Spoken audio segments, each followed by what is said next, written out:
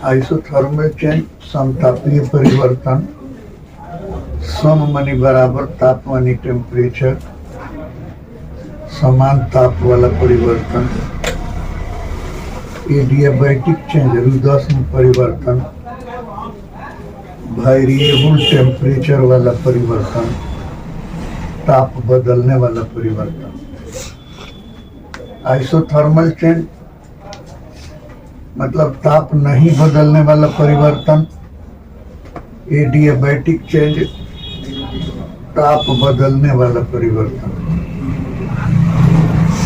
यह दोनों परिवर्तन गैस के लिए डिफाइन है,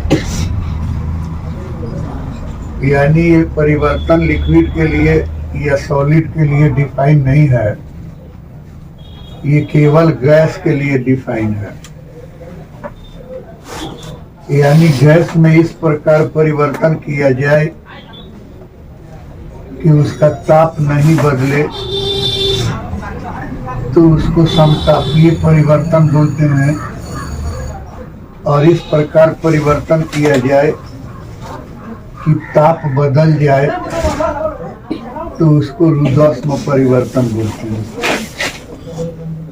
अर्थात किसी गैस में इस प्रकार भौतिक परिवर्तन किया जाए, फिजिकल चेंज, भौतिक परिवर्तन किया जाए कि उसका ताप स्थिर रहे, तो इसे आइसोथर्मल चेंज कहा जाता है। और किसी गैस में इस प्रकार फिजिकल चेंज किया जाए, भौतिक परिवर्तन किया जाए कि उसका ताप नियत नहीं रहे, तो इसे एडियाबैटिक चेंज कहते हैं, रुदस्म परिवर्तन कहते हैं। इसका एकदम एक सिंपल सा आप ही के इर्द गिर्द का उदाहरण लें। साइकिल में हवा भरने वाला पंप ले लिया जाए, और ये पंप का पिस्टन है यानी वाशर है, दोनों जगह यही ले लिया। साइकिल में हवा भरने वाला पंप ही ले लिया। और क्या है कि हवा जब सिकुड़ता है तो उसका टेम्परेचर बढ़ता है, हवा जब फैलता है तो उसका टेम्परेचर घटता है। अर्थात यहाँ इतना एरिया में कोई गैस फैला हुआ है, तो इस गैस में जो हीट है वो हीट भी इतना एरिया में फैला हुआ है।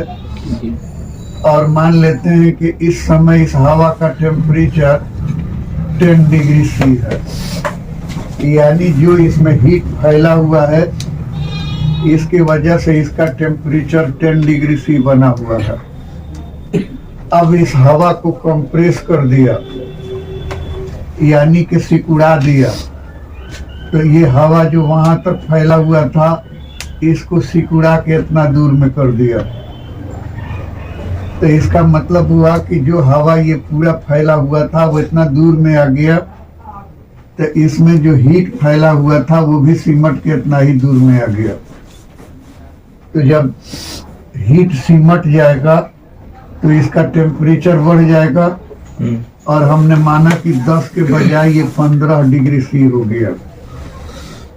फिर इस हवा को फैला देते हैं, यानी एक्सपेंड कर देते हैं, अर्थात रेरिफेक्ट कर देते हैं, फैला देते हैं। अर्थात जो यहाँ तक था हम फैला करके इसको यहाँ तक कर दिया।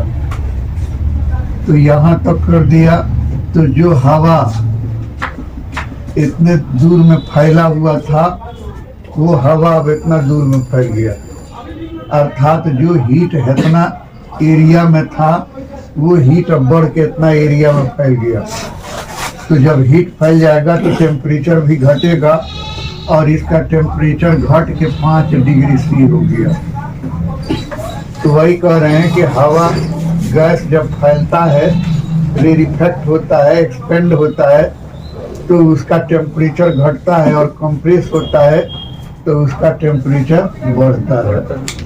ये बात याद रख लीजिए कि हवा फैलता है तो टेम्परेचर घटता है, और हवा सिकुड़ता है तो टेम्परेचर बढ़ता है।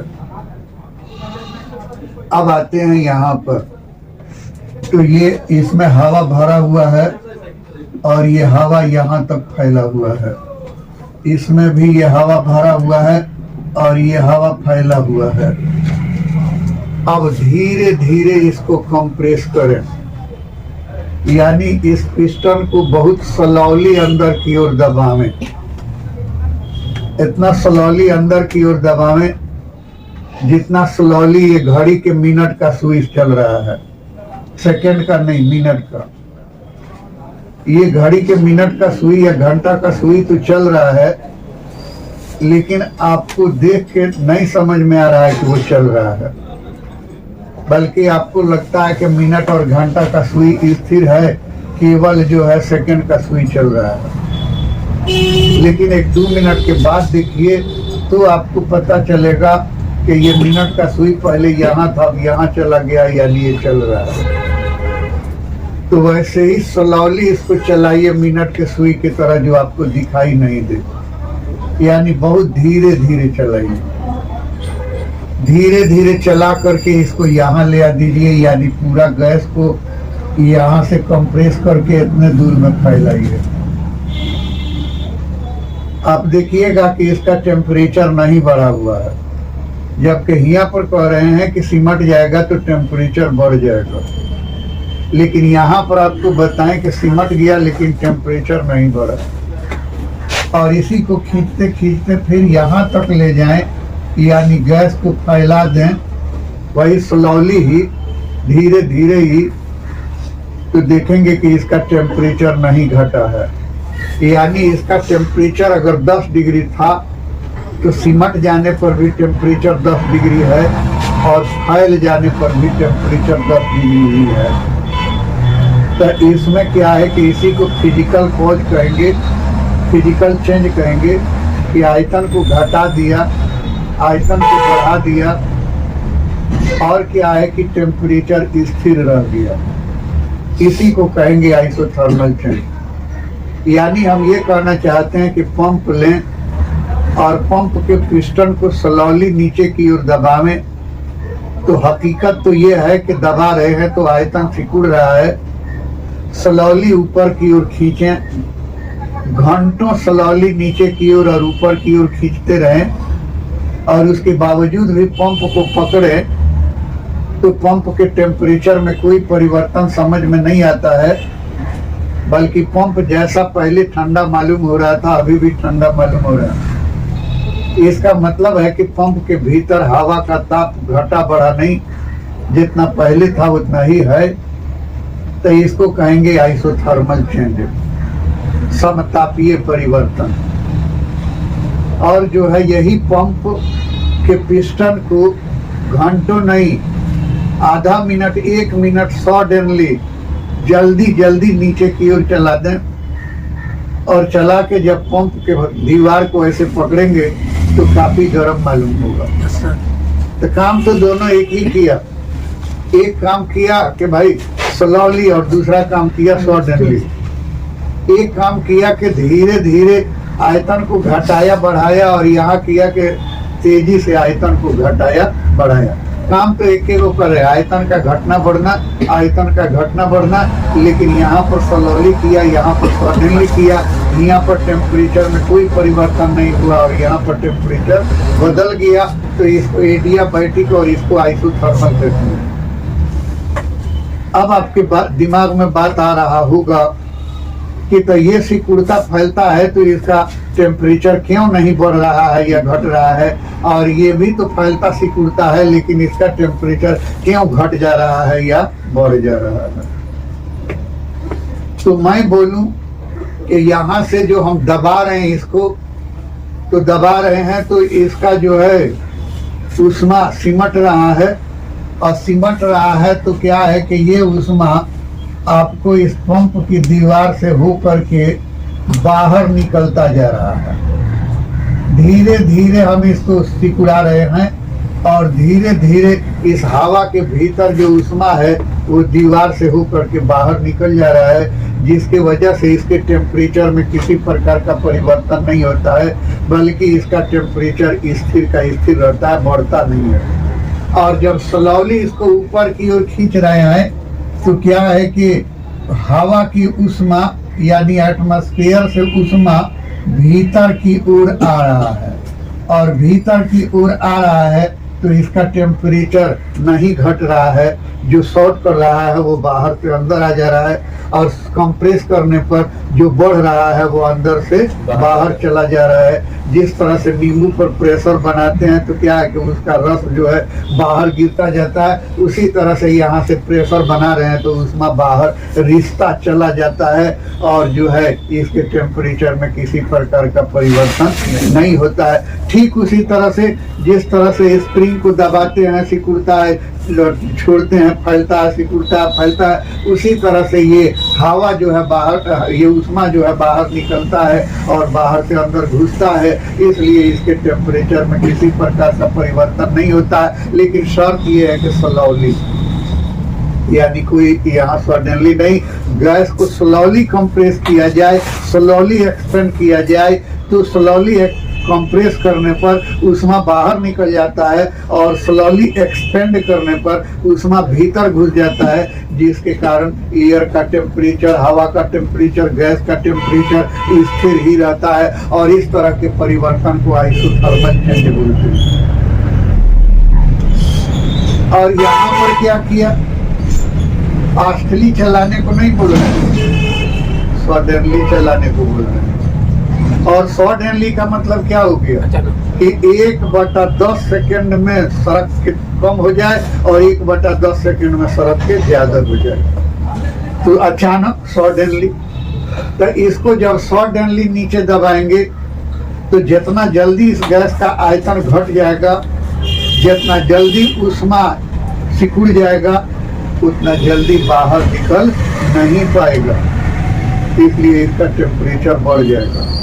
और सडनली ऊपर की ओर खींच के फैला देंगे तो जितना जल्दी इसका उष्मा फैल जाएगा, टेम्परेचर डाउन हो जाएगा, उतना जल्दी बाहर से आ नहीं पाएगा। तो यहाँ सडनली का, ये स्लोली का इतना ही मतलब हुआ कि भाई स्लोली कर रहे हैं तो स्लोली उष्मा बाहर जा रहा है, अंदर आ रहा है, और सडनली कर रहे हैं तो उष्मा उतना जल्दी बाहर नहीं जा रहा है, उतना जल्दी अंदर नहीं आ रहा है, इसलिए इसका टेम्परेचर जो है स्थिर नहीं हो रहा है, बल्कि इसका टेम्परेचर जो है बदल जा रहा है। बात समझ में आई? Yes sir. तो क्या यहाँ पर मेन पॉइंट आपको पकड़ना है कि गैस को कंप्रेस करने पर उसका टेम्परेचर बढ़ जाता है, गैस को एक्सपेंड करने पर उसका टेम्परेचर घट जाता है, लेकिन गैस को स्लोली कंप्रेस किया जाए या एक्सपेंड किया जाए तो उसके टेम्परेचर में कोई परिवर्तन नहीं होता है, क्योंकि उस उष्मा का रिलेशन एटमॉस्फेयर पे होता है। एटमॉस्फेयर में उष्मा चली जाती है और फिर आ जाती है। जिस तरह से लोहार का भाटी चलाता है, खींचता है तो हवा उसमें भर जाता है, छोड़ता है तो वो सिकुड़ जाता है, हवा उसमें से निकल जाता है। तो वैसे ही इसमें उष्मा निकल जाता है और इसमें उष्मा घुस जाता है, इसलिए इसका टेम्परेचर जो है स्थिर रहता है। लेकिन वहां पर जो सडनली चला रहे हैं तो जितना सडनली उष्मा कंप्रेस हो रहा है उतना सडनली निकल नहीं रहा है, और जितना सडनली उष्मा फैल रहा है उतना सडनली आ नहीं पा रहा है, इसलिए उसका टेम्परेचर स्थिर नहीं रहता है, बल्कि उसका टेम्परेचर बदल जाता है। ठीक, अब क्या है कि आपको आपके बाइक के चक्का में हमने सुई मार दिया, कांटी मार दिया, उसमें से हवा निकल रहा है। और एक घटना तो ये हो गई कि बाइक के चक्का में हमने मार दिया कांटी और इस तरह से उसमें से हवा निकल रहा है। और एक हुआ कि हम जा रहे हैं, अचानक बाइक का चक्का बरस्ट कर गया। इसमें एडियाबैटिक कौन है और आइसोथर्मल कौन है? दोनों एडियाबैटिक है, दोनों आइसोथर्मल है। क्या है? अरे चक्का में कांटी मार दिया, हवा निकल रहा है, एडियाबैटिक है या आइसोथर्मल है? आइसोथर्मल है, क्योंकि हवा धीरे धीरे निकल रहा है। क्या उसका टेम्परेचर, निकले हुए हवा का टेम्परेचर बदल रहा है? नहीं बदल रहा है। और चक्का बरस्ट कर गया तो ये क्या हो गया? दिखा भी नहीं, सडनली ना हो गया, दिखा भी नहीं, एक बार आवाज भर सुनाई दिया, अभी देखने की कोशिश कर रहे हैं, सारा खेल खत्म है। तो वो हो गया एडियाबैटिक। और जब आप लोगों का चक्का बरस्ट करता है तो वहां पर देखिएगा, किसी भी वाहन का चक्का बरस्ट करता है तो जहाँ फटा हुआ है वहां पर देखिए तुरंत तो भाप निकलता हुआ मालूम पड़ता है। तो आप लोग समझ लेते हैं कि वहां पर बहुत गर्म है, इसलिए वहां से भाप निकलता मालूम पड़ता है। लेकिन मैं आपको बताऊं कि वहां पर गर्म नहीं है, बर्फ की तरह ठंडा हो गया। बरस करने के बाद वो जगह बर्फ की तरह ठंडा हो गया, बर्फ से ज्यादा ठंडा हो गया। और जो बताया था कि बर्फ से भाप क्यों निकलता है, उसी मेथड पर वो भी निकल रहा है। वो भाप नहीं निकल रहा है, वहाँ टेम्परेचर इतना डाउन है कि अगल बगल का जो हवा में ह्यूमिडिटी है वो जो है पानी में बदल रहा है, इसीलिए वो भाप निकल रहा है। तो ये तो आपको कहने में बड़ी आसान चीज है। यहाँ पर तो जैसे चलता है BS ये रुला देता है, क्योंकि असल विज्ञान में तो काम यही आ रहा है। जितना भी काम होता है वाहन का, बाइक का, चार पहिया का, बस का, ट्रक का, ट्रेन का, एरोप्लेन का, सब इसी पर होता है। सब इसी पर होता है। नाम है इस चैप्टर का थर्मोडाइनमिक्स, यानी हीट से काम करना। उधर परिभाषा में क्या कर रहे थे, काम से हीट उत्पन्न करना, और इधर क्या है, हीट से काम करना। तो गाड़ी तेज चलाना है तो क्या करते हैं, एक्सेलेटर दबाते हैं, तो आपको लगता नहीं है कि हमारे इंजन के भीतर जो पिस्टन लगा हुआ वो जल्दी जल्दी चल रहा है। अरे ट्रेनों स्पीड पकड़ता है तो उठाव जो करता है, जल्दी जल्दी करता है, तो क्या पिस्टन है ना। और जब रुकना रहता है तब क्या सुनाई देता है, लगता है कि लंबा खींच के ढब ढब धीरे धीरे कर रहे हैं। तो सब काम तो इसी पर होता है, आइसोथर्मल पर और एडियाबैटिक पर। और एक क्वेश्चन मैं बताऊं कि अक्सर आप लोगों से पूछ देता है लोग कि गर्मी के दिनों में वाहन का चक्का प्रायः बरस्ट कर जाता है, क्यों? गर्मी के दिनों में ही वाहन का चक्का, बाइक का, स्कूटर का, स्कूटी का, वो क्या कहते हैं, चार पहिया का जो भी चक्का है, ज्यादातर गर्मी के दिनों में बरस्ट करता है। तो वही लोग पूछता है कि गर्मी के दिनों में वाहन का चक्का बरस्ट कर जाता है, क्यों?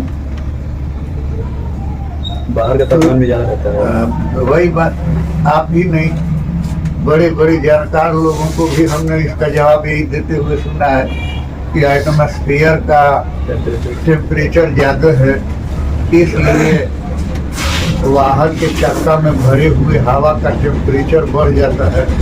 और टेम्परेचर बढ़ जाता है तो हीट वेरिएटी का पालन होता है, यानी ताप बढ़ता है तो हवा का आयतन बढ़ता है, और बढ़ता है तो वो चक्का को फाड़ देता है। अब ये सुन के तो हमको लगता है कि अपना माथा ले जाकर के उस दीवार पर टकरा दें। इसलिए कि भाई वो हवा तो दूधुली और रबर में बंद है, पहले तो ट्यूब में बंद है। ट्यूब कौन चीज से बना है, रबर से। उसके बाद टायर में बंद है तो वो भी रबर से।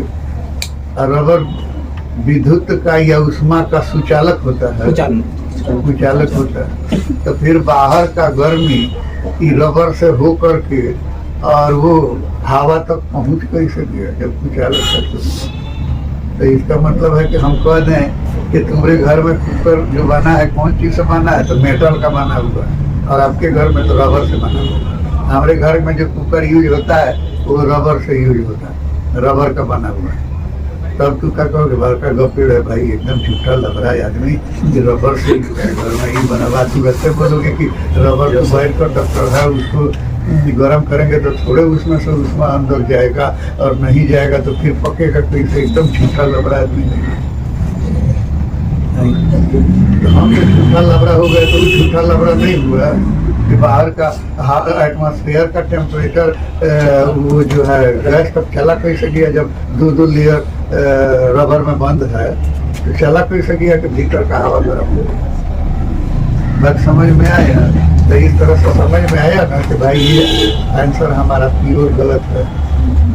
ये एटमॉस्फेयर के गर्मी से, जाड़ा हो या बरसात, गर्मी हो या कोई भी मौसम हो, भीतर वाले हवा का रिलेशन बाहर वाले हीट से नहीं रहता। तो भाई फटता कैसे पड़ाया? गर्मियों के दिन में फटता है।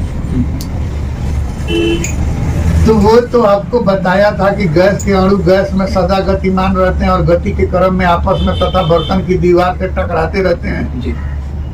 तो वो हवा जो भीतर में भरा हुआ है वो तो काफी प्रेशर पर है, तो और चल रहा है तो और जर्किंग वर्किंग ले रहा है, तो वो आपस में टकरा रहा है और टकरा रहा है तो उष्मा तो उत्पन्न हो रहा है, और उष्मा उत्पन्न हो रहा है तो भी भरी टी का पालन तो हो रहा है, यानी गैस का ताप, हवा जो भरा हुआ उसका ताप बढ़ रहा है तो उसका आयतन तो बढ़ रहा है।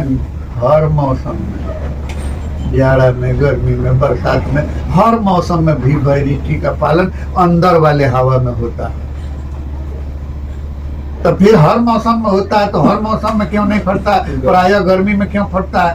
तो प्रायः गर्मी में इसलिए फटता है कि आपको चप्पल उप्पल निकाल के कहे कि रूम में चलो, जा रहे के बाद ठंडा हो रहा है, खूब ठंडा हो रहा है। अब वही मई जून का महीना हो, कड़ाके का धूप निकला हो और रोड एकदम 12-1 बजे तक गर्म हो गया हो, और तो हम कहें कि चप्पल निकाल आई, रोड पर चल के अपने घरे चले गए, जमीन पर नहीं उतरना है, रोडे पर चल। खास करके वो रोड जो एक शहर से दूसरे शहर जाती है, मैंने पिच वाला अरे पिच जिसमें लगाया गया रहता है, तो उस पर चलने को कह देता, वो तो पिघला हुआ है, वो पैर में सन के आपका खटिया खड़ा कर देता। तो मतलब ये कि गर्मी के दिनों में रोड गर्म हो जाता है, इसलिए आपको बिना चप्पल वगैरह के चलना बड़ा मुश्किल पड़ जाता है। यही बात नहीं, आपका पैर जल जाता है। आज भी जल जाएगा? आज नहीं जलेगा, गर्मी के दिन में जलेगा। तो इसी तरह से वाहन जब रोड पर चलता है तो जैसे कोई वाहन आके रुके तो उसका आप चकवा इसे टच कीजिए तो काफी गर्म मालूम होगा उसका। काहे? तो रोड के चक्का के बीच में जो घर्षण हुआ है, फ्रिक्शन हुआ है, उसकी वजह से जैसे ये रगड़ते हैं तो इसमें गर्मी हो गया, उसी तरह से वो चक्का और रोड रगड़ाया हुआ है तो उष्मा उत्पन्न हुआ, और उसी उष्मा के वजह से वो चक्का आपका जो है गर्म लगेगा। जैसे ही आकर रुके टच कीजिएगा तो चक्का आपका काफी गर्म मालूम होगा। ठीक है? वो तो हर दिन में गर्म होगा, जाड़ा में भी, गर्मी में भी और बरसात में। लेकिन गर्मी के दिन में एक अंतर तो पड़ जाता है, रोड गर्म, तो वो तो फ्रिक्शन से जो गर्म हुआ ही, और रोड के गर्मी के वजह से जो गर्म हुआ वो एक्स्ट्रा हो गया, प्लस में चला गया, एक्स्ट्रा हो गया। तो क्या होगा? चक्का का टायर जो है थोड़ा ज्यादा ही गर्म हो जाएगा, और मौसम के अपेक्षा कुछ ज्यादा ही गर्म हो जाएगा, और कुछ ज्यादा गर्म होगा तो रबर गर्म करने पर चिपचिपा हो जाता है, लूज पड़ जाता है, चिपचिपा हो जाता है। टायर के भीतर देखिएगा या तो तार डाला रहता है या तो धागा डाला रहता है भीतर, ऐसे भीतर में तार या धागा लगाया रहता है। तो काहे के लिए कि भाई भीतर से जो ऐसे दबाएगा तो ये तो रबर है, फैलने लगेगा, तो हम उसमें तार या धागा डाल देते हैं ताकि वो भीतर से दबाए भी तो ये फैले नहीं। लेकिन जब ये लूज पड़ गया, ये रबर लूज पड़ गया, तो इसका पकड़ भी तार या धागा पर लूज पड़ गया। अंदर से तो भी वैरिटी का पालन हर मौसम में हो ही रहा है, और ये लूज पड़ा है केवल और केवल गर्मी के दिनों में, तो इसलिए धर के उनको दबाया और ये पकड़ धागा पर लूज पड़ गया, इसलिए वो फट गया। बात समझ में आया? तो एटमॉस्फेयर के टेम्परेचर से वाहन के भीतर भरे हुए गैस का कोई मतलब नहीं होता है। मतलब होता है एटमॉस्फेयर के टेम्परेचर से मतलब होता है टायर को, वो हवा को कोई मतलब नहीं है। इसलिए गर्मी के दिनों में पराया पड़ जाता है, और जैसे ही फटे तो आपको लगेगा कि वहां से धुआं निकल रहा है, आपको लगेगा बहुत गर्मी है, लेकिन जैसे ही जा करके इसे टच कीजिएगा तो मालूम पड़ेगा ये तो बर्फ से भी ज्यादा ठंडा है। क्यों बर्फ से ज्यादा ठंडा है? तो वहां तो एडियाबैटिक चेंज हुआ, एडियाबैटिक चेंज हुआ, यानी हवा अचानक फैल गया, और हवा अचानक फैल जाएगा तो टेम्परेचर डाउन हो जाएगा। बात समझ में आ रहा है? तो इसको थोड़ा बड़ा ध्यान से आपको दिमाग में रखना है। वो ठीक है कि आप लोग फर्स्ट ईयर में काफी लापरवाह है, लेकिन ये लापरवाही का कीमत, बहुत बड़ा कीमत आप लोगों को चुकाना होगा। पहले का दिन से आदमी कहता है पढ़ो पढ़ो पढ़ो, लेकिन नहीं। और हर साल देखते हैं कि सेकेंड ईयर के लास्ट टाइम आते आते लोग भोकास पार के रोना शुरू कर देता है, पैर पकड़ के रोना शुरू कर देता है। बाबू अब हम क्या कर सकते हैं जब चिड़िया चुप गई थी। ये घड़ी है, ये कोनो फिल्म नहीं है कि इसमें रीटेक का मौका मिलता है। एक बार घड़ी आगे बढ़ गई फिर वो पीछे किसी भी कीमत पर हो ही नहीं सकता। तो आप लोगों को फर्स्ट ईयर में सुनाया था कि भाई हमारा बेटी खुद रो रही, हालांकि वो सब क्लास की हुई थी 11th, लेकिन उतना ध्यान से नहीं सुनी थी। तो कंपटीशन देना था तो रो रही थी।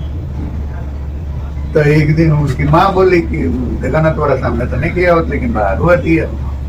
कहा है बेटा हम खुद उसके लिए क्या हो गया बेटा, और क्या कर दिया, आप तो दुलारी बेटी है, बोलिए क्या। रोते रोते माथा रख दी गोद में, और पापा 12 वाला जितना क्वेश्चन बना रहे हैं, जो पूछ रहा है लोग सब बन जा रहा है, हमको कहीं कोई दिक्कत नहीं है, लेकिन 11th वाला तो पूछो नहीं हो रहा है। और देख रहे हैं कि सबसे ज्यादा 11th से कंपटीशन में पूछा है, 12 से बहुत कम पूछा है।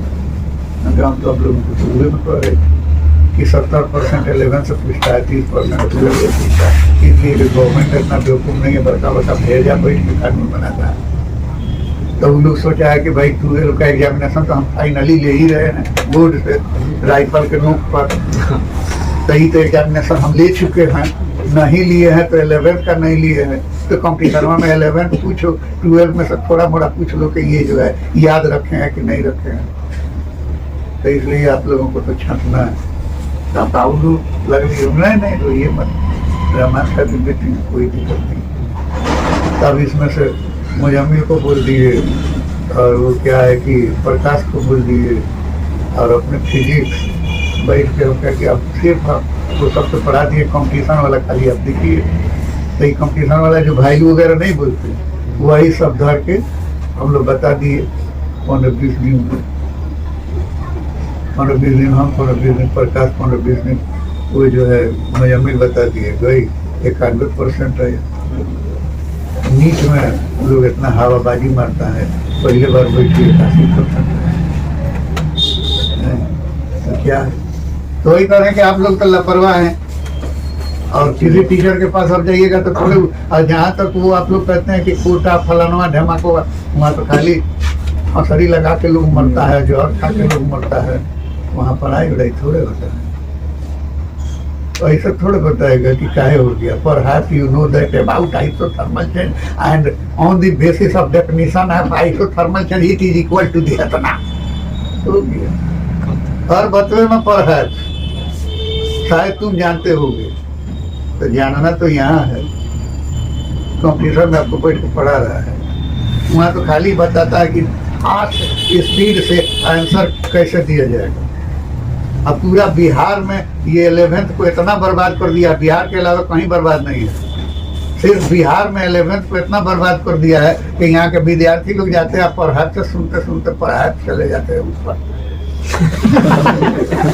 इसलिए पढ़े तो है नहीं, अब वो पढ़ा तो नहीं रहा है, वो तो कह रहा पढ़ा है। आप जानते हो आइसोथर्मल चेंज क्या है, आप जानते होंगे, आप जरूर नहीं करते। तो फिर आगे की बात क्या हो। यहाँ गार्जियन था, वो तो ऐसा नहीं ना दे देना, हमारे कोचिंग का भाड़ा 3 लाख रुपया है, जमा करिए। पहले ही 3 लाख जमा कर लिए, अब खेत बेच के, घर बेच के, गहना गुड़िया बेच के तो 3 लाख। हम लोग मिडिल क्लास वाले, आप बनिए कि हम फनी मनी के बेटा है, कुछ नहीं, मिडिल क्लास के हैं। मिडिल क्लास के पास पैसा वैसा नहीं है, वो किसी तरह से करके जमा किया हुआ है। अब आपको समझ में आ रहा है, माँ के गहना बिकाई, बाप के हो बिकाई, उनका खेत बिकाई, तो चीज जमा भैल। हम कौन मुँह से जाए घर, तो चलो तो इसलिए तुम लोग को तो लाख पहले दिन से, अगर तुम लोग ईमानदार हो तो बताओगे कि पहले का दिन से हम समझा रहे थे ये बात, लेकिन नहीं माना। तुम लोगों को ठंडक लगता है, तुम लोगों को गर्मी लगता है, तुम लोगों को क्या है कि पाखी दिखता है रोड पर, बरसात है। अरे भाई, जिस तरह से पेट किसी भी कीमत पर नहीं मरता है, खाना तो है, उसी तरह से पढ़ाई किसी भी कीमत पर एब्सेंट नहीं होता, चाहे जो कंडीशन। हम तो मान के चलते हैं कि बेतिया में अगर टीचर है तो 3 गो टीचर है, एक तो गार्ड साहब, एक तो जेपी उपाध्याय, एक तो हम। चाहे जितनी भी बीमारी क्यों नहीं हो, क्लास में हम लोग हाजिर हैं। तीनों टीचर का यही है कि क्लास में हाजिर है, चाहे जैसे पढ़ाना हो, लेकिन क्लास में हाजिर हो। काहे हाजिर है कि भाई हम जानते हैं कि इतना बच्चा हमारे भरोसे पढ़ा हुआ है, और लोग पढ़ा रहे हैं तो पैसा ला। ओनली उनका काम है, बिजनेस है, 2 दिन पढ़ाए तो वो पैसा दी, रोज दिन पढ़ाए तो वो पैसा दी, बस खत्म कर। यहाँ के नहीं, उसका भविष्य में गार्ड साहब को देख रहे। पहले तो हम अपने को देखते थे कि हार्ट का ऑपरेशन हुआ था जिसमें मरने का चांस 100% होता है। आज हार्ट का ऑपरेशन हुआ, कल आए या परसों से पढ़ाने लगे, और डॉक्टर चढ़ा हुआ था कि नहीं पढ़ाना, भूलिएगा तो फिर हार्ट फेल कर जाएगा। अच्छा, हार्ट फेल कर जाएगा तो ठीक है, 600-700 स्टूडेंट है, उसको मारने से बेहतर है कि हम ही मर जाए। अब पढ़ाते रहे, बस इतना ही करते थे कि सलो बोलते थे, तो स्टूडेंट लोग इधर से तो वहां तक बैठा हुआ रहता था। जैसे थोड़ा सा आवाज में बोलने साथ कौन उसी में कहता, तेज बोल रहे हैं, थोड़ा स्लो होइए, स्लो होइए। अब गार्ड साहब को भी देख रहे हैं कि 15-20 दिन से वो बीमार है, लेकिन कल से देख रहे हैं कि रिक्शा से क्लास करने जा रहे हैं, आ रहे हैं, आज भी देखे कि जा रहे हैं। यही न टीचर है, हम न टीचर है, उपाध्याय जी न टीचर है, बाकी कौन टीचर है? बाकी कौन टीचर है? तो तुम लोगों के तो समझाओ तो मन में नहीं करता है। तो कम से कम जो चूक गया वो चूक गया, लेकिन अभी भी मैं संभाल सकता हूँ तुमको, क्योंकि मैं टीचर हूँ, ये मैं मानता हूँ। अभी भी मैं संभाल सकता हूँ। अगर तुम लोग 12 का पूरा कर लो तो हर साल नवंबर में सिलेबस खत्म करते हैं, अब ऐसा ट्रिक लगाएंगे कि अक्टूबर में खत्म हो जाए, उधर 3 महीना टाइम बचा के 11 वाला फिर से पढ़ा कॉम्पिटिशन के लायक, कंपटीशन के लायक पढ़ा देंगे, बस तुम्हारा एकदम बल्ले बल्ले हो जाए। अरे उसका उपाय क्या करेंगे, तो नोट्स जो है ना, नोट्स का फोटो स्टेट करा के देना शुरू कर देंगे, नहीं लिखवाएंगे। अरे फोटो स्टेट करा के एकदम बुकलेट टाइप का हर चैप्टर का देते चले जाएंगे लोग, इसे लिखने वाला धंधा छोड़। तो क्या हो जाएगा, हमको 2-3 महीना टाइम हुआ तो बच जाएगा लिखाने वाला, उसी में फिर 11 का पढ़ा हो गया।